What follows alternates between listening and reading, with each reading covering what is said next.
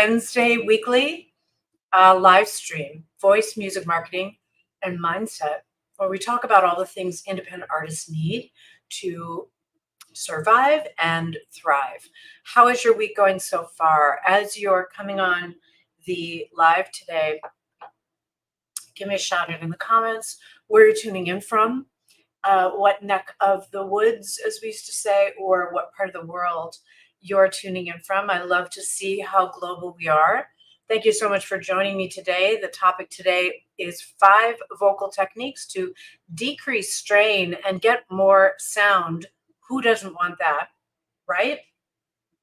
Hey, Naomi. Hey, Easy Breezy. New Jersey in the house. Wonderful.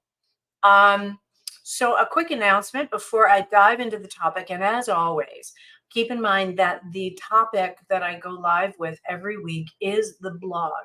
So I write the blog and then we discuss the topic. So if you want more information or you want it all laid out for you so you're not having to jot down notes, just head over to caricole.com to the blog and you'll see the current blog there with it all written out nicely for you. And feel free to join the list at caricole.com to get that weekly blog in your inbox. So if you're really serious about experiencing a real transformation in your singing voice, then I recommend to those of you who haven't started with my method to head on over to the Vocal Freedom Circle, where in just 8 weeks, over 20 minutes a day, you can experience an actual transformation in your voice. You can learn the method and you get over 75 exercises on audio and video, yours to keep. The link is in bio. There's a very special coupon, VFC special, to save $100. So, and you'll only hear that coupon here on these lives. So again, I'm going to put it in comments on YouTube, and I'm going to put the link in YouTube also. So if you want to find out what the heck I was talking about, head on over to YouTube, and in the repost of, well, you'll see this replay. You'll see it at the top of the chat there. Okay, VFC, Victor, Frank, Cari, special, all caps, to save $100. Let's get into the topic. So many singers wonder how to improve the sound and production of their voice, right? We're always looking to improve, to decrease strain, decrease tension at the throat, and get more sound. Give me a high five if this is you.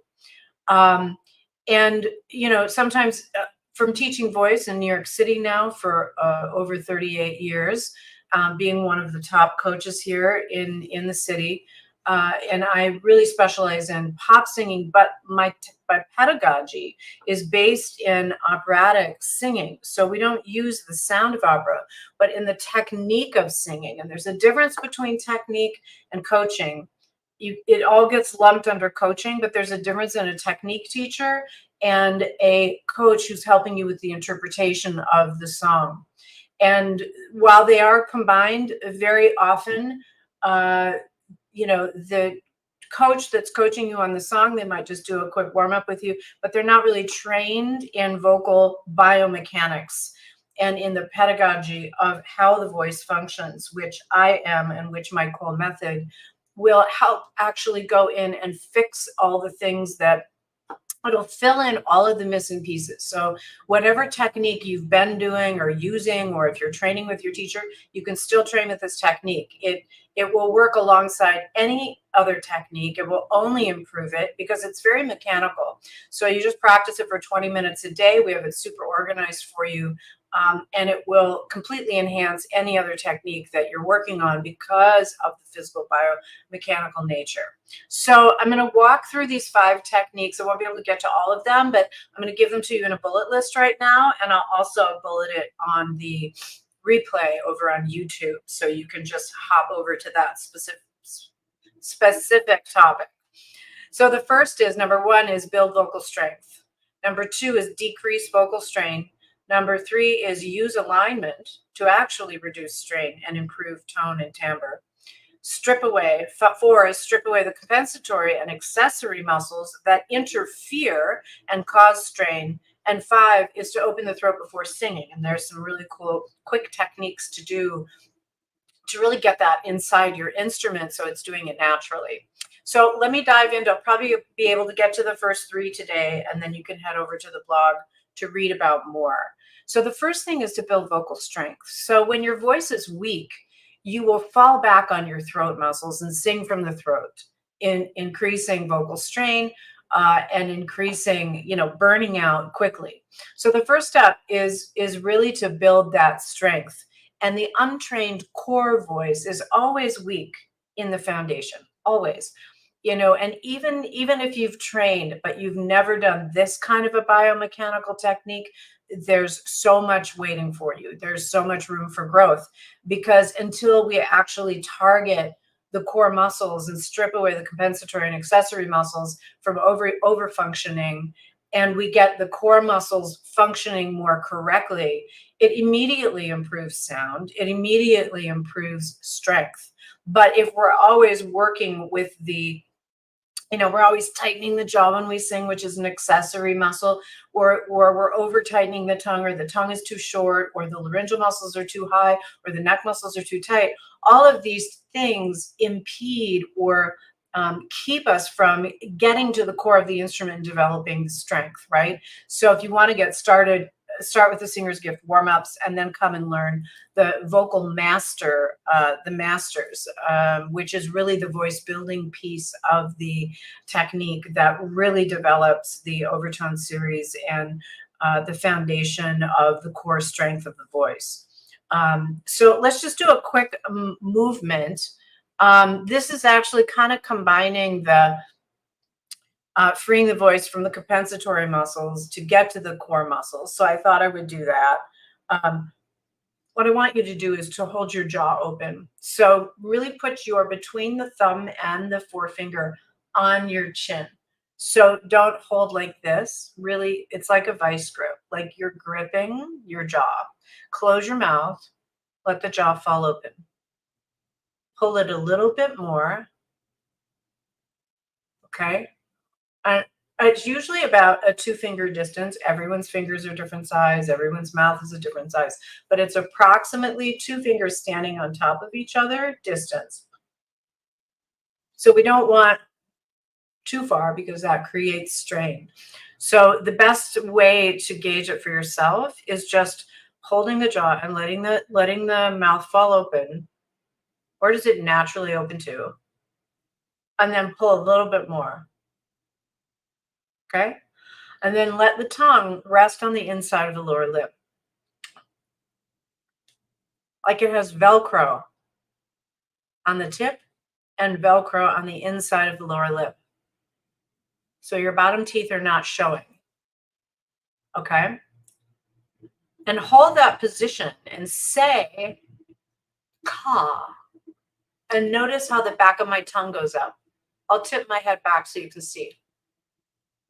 Ka, ka, ka, right? So a lot of people, when they say ka, are going to do this. Watch my jaw. Ka, ka. And what's happening is the jaw is shutting to compensate for the lack of stretch in the back of the tongue, because until we've done that kind of work, the tongue is tight in the back. And it has a lot to do with, and I talk about this often on lives when I'm demonstrating technique. Imagine this is my jaw. Here's my tongue. And this wrist is the laryngeal muscles. And this wrist is the base of the tongue. Okay? So what happens when we hold the jaw down is we're getting a descent in the larynx. We're getting a drop in the larynx, which we want, because that drop in the larynx is the first thing that actually creates more resistance against the increase in air pressure when you're singing higher, louder, or faster notes. Okay, because the air comes up, it tends to push the laryngeals up. And in technique, we learn how to sing, and we actually sing in positions with the laryngeals deeper that naturally sets up the right motions for us, okay, and trains the instrument to have that as its technique, right? We don't manipulate sound, We're actually fixing the physical muscles and how they make sound, improving the way that they make sound. So back to this idea here. So I'm holding the jaw down. So I've got this deeper bed for my larynx. When I say ka, if I'm close, most of the time, if you're not keeping your tongue out here, this happens. Ka, ka, and that's what naturally happens, and that's what will happen when you sing. And there's nothing wrong with that. However, we want to separate the action of the base of the tongue and the laryngeals. Why? Because when you sing an E or an A or an I, if there's no separation from the base of the tongue and the laryngeal muscles, then your larynx is getting pulled up every time you're on all of the different vowels, and it destabilizes the voice, and it causes cracking and breaking or difficulty with the break area. So the first thing that we want to do in building vocal strength is we want to actually strip away some of that tension in the tongue, get the tongue working independently of the jaw. That's why in my Singer's Gift warm-ups, I start with very beginning of the method is this ka scale, and you're holding the jaw down and the tongue is glued here so that when you say ka, you have to use the back of the tongue. And since you're holding it down, it pulls it away from the laryngeal muscles, creating that isolation independence, right? So just hold the jaw down again. Let's do it again now with that in mind, okay? Ka, ka. Can you say ka, holding the jaw down? Now, I'm tipping my head up so you can see, but ideally in technique, we don't tip the head up. We keep that connection between the chin and the chest really connected, and we're not lifting up because then we're singing from our throat and we're not accessing the support, okay? So can you say ka without moving your jaw? Ka, and only reaching up the back of the tongue. Ka. Ka, and keep it touching the inside of the lower lip. Ka, instead of ka, instead of the tongue going behind the teeth, okay? So this is the beginning of actually targeting and freeing and isolating those core vocal muscles to build strength. So this movement is practiced in the Cole vocal method to free the voice and strengthen healthy vocal production and really strengthen the core of the voice. And we start the movements in the Singer's Gift warm-up, which is part 1 of the Cole vocal method. The full method is taught in the Vocal Freedom Circle that you can get for under $500, and you get the entire method with the coupon of VFC, as in Vocal Freedom Circle, VFC, special, all caps.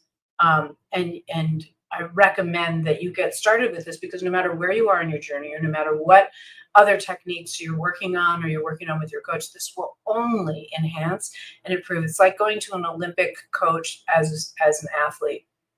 We're going to improve the core function of the voice. So the second is to decrease strain. So this all kind of blends together, right?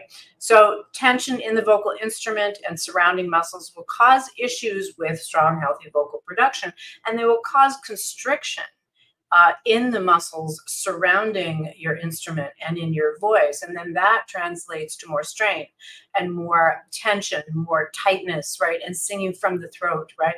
So we want to decrease the vocal strain. So we start by when your voice is tight, it's actually the muscles surrounding the voice that are really tight that cause problems, right? So all I'm doing is just squeezing my neck, and you can hear that difference, right? Most coaches don't know these things, don't talk about these things because they're not trained in biomechanics.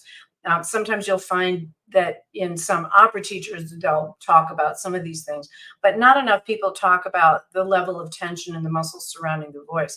And I know that because I had all these, 38 years of clients coming in from different techniques and from different teachers and from voice doctors, and no one was talking about this. It was really just my interest in natural health, holistic medicine, and massage, which I studied early on. So helped me to really put these techniques together to very quickly reduce tension within the singer's voice. And so we start by reducing tension in the surrounding muscles as well as stripping away the compensatory muscles, which we just did in that exercise. and we retrain the compensatory or accessory muscles, which would be the tongue and the neck and the jaw and the tongue and the neck and the jaw, the muscles that are jumping in to help you, that are interfering and tightening the sound, right? And you'll even see singers using their jaw, like their vibrato, the jaw is going like this, or they're moving the jaw for each individual note. And that's a sign of tension, because it doesn't come from the jaw muscles, the changes in the pitch, right? And so one of the ways that we want to decrease strain is we first want to identify, by looking in the mirror, which muscles are over functioning, which muscles are under functioning. Because the voice is really kind of an invisible instrument for the most part, we don't see what's going on in here. It can be hard to gauge, and you don't really know, right? We can't gauge everything by what we see, because sometimes the movement in the larynx, as it might tip up for a higher note, but the back is tipping down. So we can't really, there's certain things we can't actually identify. But for this quick exercise, this will help you to identify what you might be using. So you would stand in front of a mirror, and again, this is all written out on the blog if you want to go back and try this later. You would stand in front of a mirror as you sing and look to identify what muscles you're engaging. Now, I recommend for this exercise, just use one vowel or an and then because when you go to sing, you're obviously using your lips, you're pronouncing consonants and whatnot, and you're using tongue. But just for the actual mechanics of the voice and just watching what's happening, you want to notice again what muscles are over functioning, what muscles are over functioning first, right? Is the jaw clenching or closing when you sing? This signifies the over functioning or the interfering of the jaw muscles. Is your head or chin jutting forward when you sing? This signifies the over functioning of the back of the neck muscles that are contracting in order for you to get sound out, right? Are your eyebrows raising when you sing, right? This signifies the over-functioning of the facial muscles that are really not involved in singing. Now, it's not about perfection, but when you're trying to so that when you're singing, like I'll watch Andrea Bocelli, I'll see his eyebrows rise. That's raised. That's probably the only thing that I really see him doing. In terms of using facial muscles, but it's not about perfection. It's about getting to 50-60% of decreasing the interference in these muscles. And so I always separate technique practice and rehearsal. They're two separate things. And we focus a little bit differently in rehearsal, or how we're using our voice. From a technical perspective, we will focus a little bit differently than we would focus in straight technique, where we're really trying to retrain the muscles. And we want to decrease the activity of the accessory muscles or compensatory muscles, right? So you would watch as you're singing, and are you noticing what muscles are jumping in? And when you're doing technique, just exercises, right? Like something in the singer's gift or in the masters, and you're holding position, just watch and then sing it again, and don't involve that muscle. Don't grab from the back of the neck, or don't tighten your jaw, or try to maintain the position. Or is your chest dropping? This happens a lot upon sound. Even a small little drop of the chest will indicate that you are pushing air out, right? So in singing, we really want the chest to stay high. And that manages the breath control, and it also connects us to our torso and gives the laryngeal muscle something to anchor to. So yes, I see that muscle. I see that muscle. I see that note, Cari. Yes, it's very important. It's not about being perfect. It's about practicing, right? It's about, sorry, I think there's a call coming in. Sorry about that. It isn't about being perfect. It is more about actually the application and the correction. So as you're vocalizing, as you're working on your technique, if you notice that you're like closing your jaw or you're clenching or something, just do the next one without that.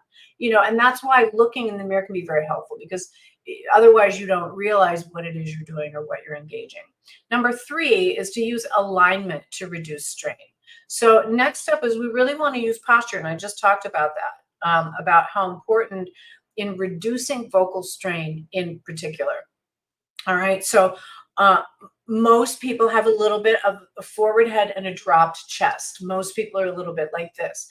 And for singing, we really want this chest lifted up towards the chin more, right? And then that flat back. So we don't want to arch the back, but we want this lifted. Why is that important?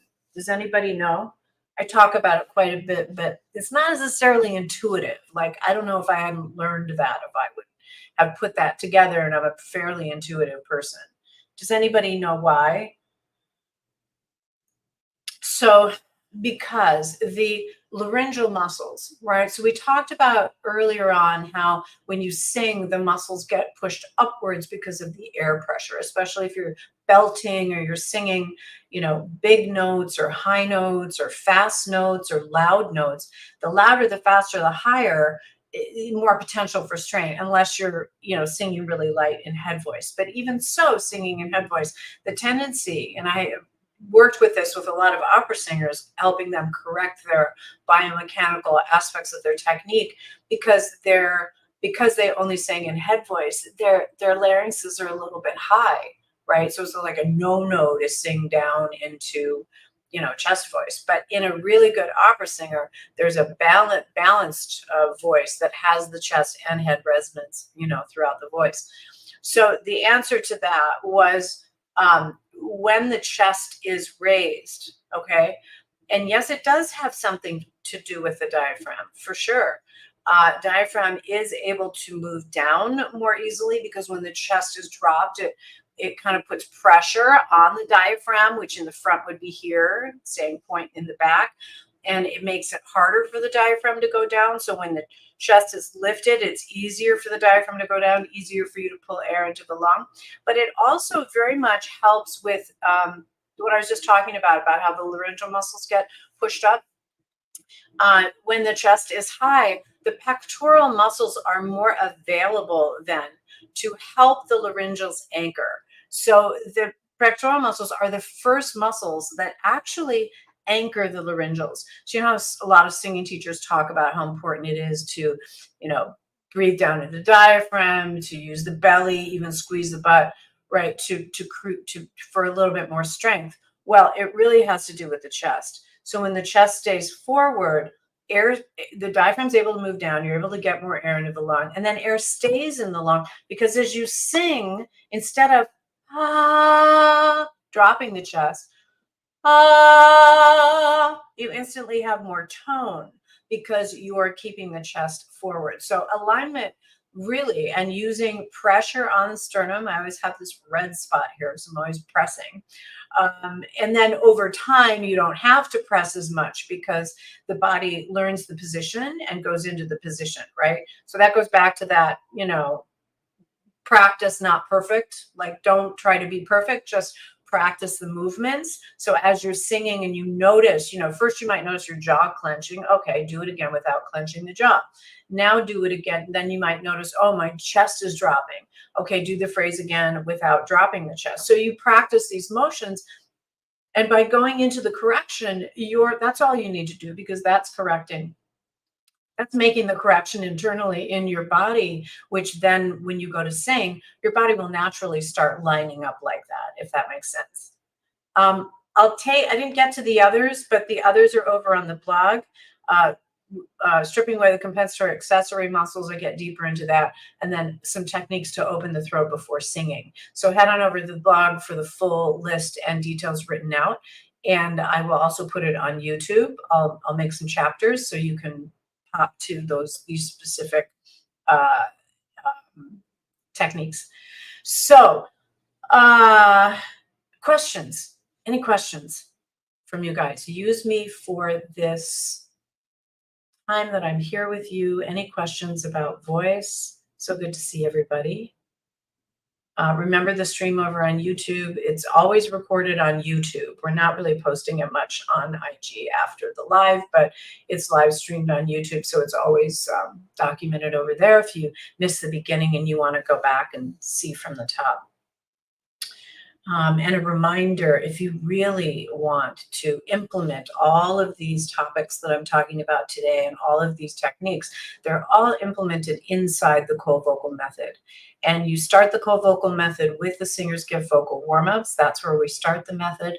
And then, oh good, I see some questions coming in.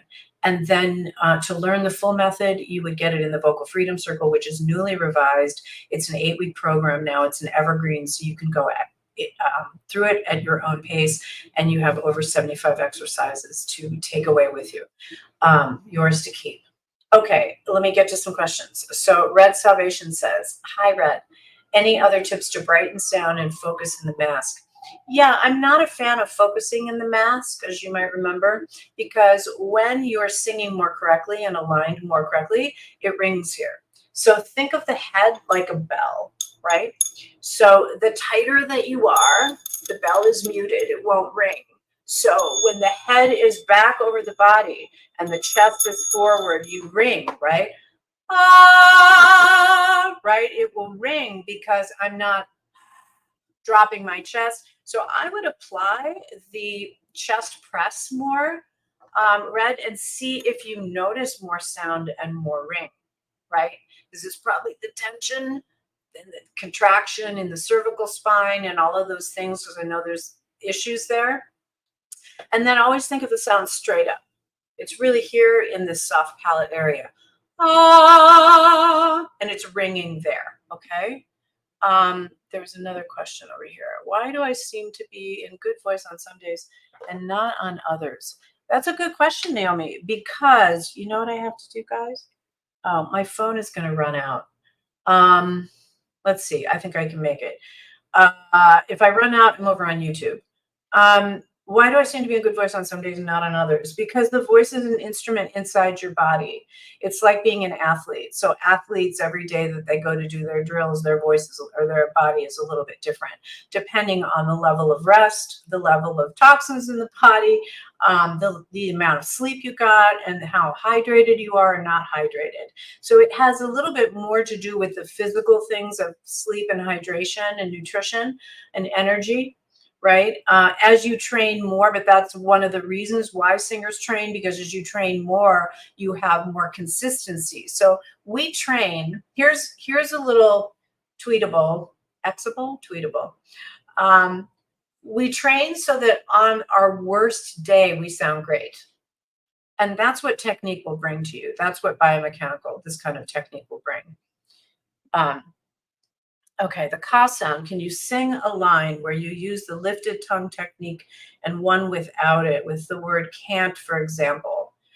Yeah, I'm just showing this isn't something I want you focusing on when you're singing your song. This is a mechanical technique, right? And the mechanical technique is practiced in scales to actually separate. You shouldn't be thinking about that when you're actually singing, right? So it's not a technique. The lifted tongue is not a technique I want you using when you're singing. It's a biomechanical, technical practice on scales to get control of the back of the tongue. You can think about if you're singing, hey, but don't worry about where your tongue goes, but rather have the feeling of a little space above the tongue, if that helps. I know Togs says, I know I have more range in me and I have trouble accessing it. When I push, it comes out flat. Yes, I know there's a beautiful voice in there. It comes out often, but I have no control what it does. Yes, it has to do with the amount of strain that you're singing with, right? And the positions that I went through earlier. When the head is forward, when you're pushing, right? When the head is forward, and this is one of the biggest problems that I see, is the forward head and the collapsed chest and pushing the sound out, right? Pushing the air out, right? When you do that, watch the back of my neck. Ah, ah. What do you notice here? Ah, ah. Shortening, right? Back of the neck is shortening. What does that do? Well, it actually pulls the palate down on the roof of the mouth. It pulls the palate down, right? So inside the mouth, here's the tongue, here's the back of the throat, here's the palate. So it's going, ah, instead of ah. The singer actually needs to go back and lift in the back to create space for those higher notes. And we tend to do the opposite. And we see singers singing like this. I did the same thing, right? We see singers doing this, right? Doing this. Ah, when really what we want is that, because we want to pull the microphone to you so that we have more extension in the back of the neck, right? And again, all of these things are practiced in technique. In a 20-minute regimen, I have it organized so that you just go through these motions in a 20-minute, and pretty soon your body and your voice is doing it without you thinking about it. Because at the moment of singing, you need to be focused on the emotion and the performance, not the technical. You want the technique in the backdrop of your performance, not the front of the frontal lobe, because then you're too technical. You're thinking too technically. Yeah, beautiful. Hard to get a focused sound. Yeah, I would do more tongue pull and jaw pull, Red. I would do more of that because that means your core muscles need more isolation. And the chords need to come together more, which is really what creates tone. So a lot of E work, the yodels and the cool downs. Yes, Lisa, I have a break in my highest register. I didn't used to have, perhaps due to straining over the years. Is there a non-surgical way to heal that? Definitely. You can always get the voice back, and there can be a lot of reasons for that. You know, you could have a little bit of mucus sitting on the cord that kind of got in there. Steaming would really help. You could, and it probably is coming from technique, from the lack of technique. It's also dehydration, Lisa. Most people are dehydrated. So come and do a half-hour vocal analysis to me, and I can pinpoint what it is. And yes, there's always a non-surgical way to heal, unless there's nodules that have been there for a very long time, but it doesn't sound like it. You're welcome. My pleasure. I've been teaching voice a long time, and I really understand the biomechanics of it. So I love to solve problems.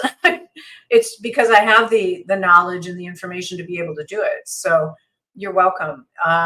Yeah, just sign up for the vocal analysis. You can use, we have a special coupon for those who want private sessions to get 25% off. So that would bring it down to $187.50 for a half hour with me. And you fill out a form that I review ahead of time, and I'm very organized, and then I send you my notes and everything. And that coupon is Summer Power, all capitals, Summer Power. And then really, I really love for people to, before they come and work with me in technique, to either have done the Singer's Gift or, you know, to be really thorough, to go and do the Vocal Freedom Circle, because I walk through that full slide decks, full explanation. So those of you who have been doing Singer's Gift for a long time, or haven't even done the masters, because we don't sell those independently, the next level is waiting for you, and it's fully laid out. So you've been doing Singer's Gift for a while, but you only just have the video and the audios. You don't have the full teaching of it. Is within the Vocal Freedom Circle, and you would use VFC Special to save that $100. Yeah, you're so welcome. Thank you so much for spending your time over here with me today. And don't forget to follow me on Instagram, subscribe on YouTube, hit the notification bell on Instagram for when I go live every Wednesday at 12 p.m. Eastern.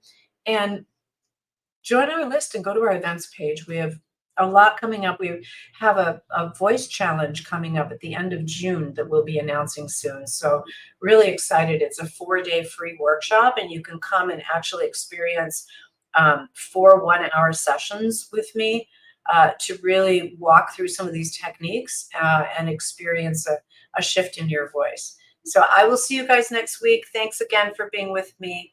Have an amazing rest of your week. Bye, everyone.